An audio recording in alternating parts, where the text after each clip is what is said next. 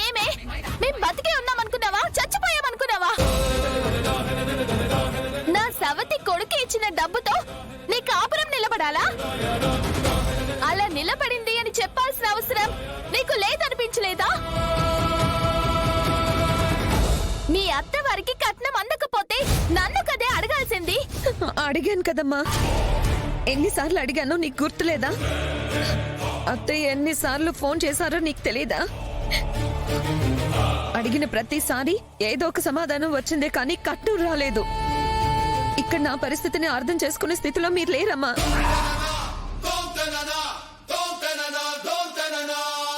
అలాంటి టైంలో అన్నయ్య నా పరిస్థితిని అర్థం చేసుకుని నాకు కూడా తెలియకుండా మా అత్తయ్య మావయ్యకి కట్నం ఇచ్చాడమ్మా. ఎప్పటికో నాకు తెలిసింది అన్నయ్య మంచితనం ఏంటో. అప్పుడు నాకు అర్థమైంది. ఓహో, నువ్వు కూడా నా సవతి సారథలాగే మాట్లాడుతున్నావే. ఏంటేంటి? వాడు మంచివాడా? వాడు దేవుడా?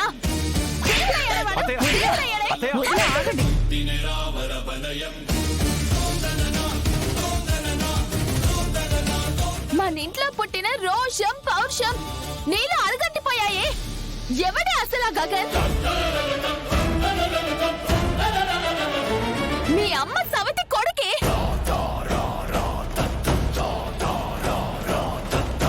కట్నం వాడిచ్చాడని తెలిసిన మరుక్షణం నువ్వే విడివిరా కట్నం ఇవ్వడానికి, నా కాపురం నిలబెట్టడానికి. ఒక తండ్రికి పుట్టినంత మాత్రాన ఇద్దరం అన్నా చెల్లెలం అయిపోతామా అని వాడిచ్చిన డబ్బు వాడి మొఖాన్ని కొట్టాలి.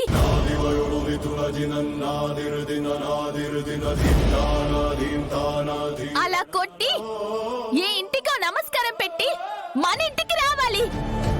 అది అది మన ఇంటి పౌరుషం అంటే.